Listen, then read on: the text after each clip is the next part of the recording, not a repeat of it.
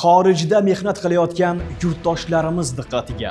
Migratsiya agentligi va Madaniyat vazirligi hamkorligida Vatan sadosi Respublika ko'rik tanlovi e'lon qilinadi. Tanlovda faqat xorijda mehnat qilayotgan yurtdoshlarimiz ishtirok etishi mumkin. Tanlovda qatnashish uchun avval Migratsiya agentligining xorijda ish.uz platformasidan ro'yxatdan o'tish va ariza topshirish talab etiladi. Arizada ishtirok yo'nalishini tanlang. Eslatib o'tamiz, har bir ishtirokchi yoki jamoa faqat bitta yo'nalish bo'yicha qatnashishi mumkin.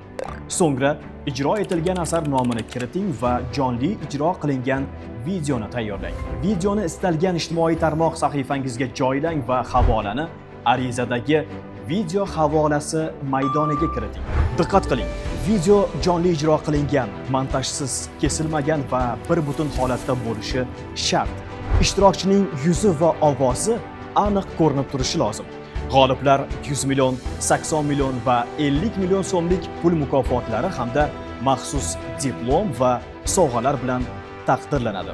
Tanlovda xorijda mehnat qilayotgan 18 yoshdan 45 yoshgacha bo'lgan O'zbekiston Respublikasi fuqarolari hamda kelib chiqishi o'zbekistonlik bo'lgan xorijiy davlat fuqarolari, ya'ni vatandoshlar ishtirok etishlari mumkin. Arizalar joriy yilning iyul oyi oxiriga qadar qabul qilinadi.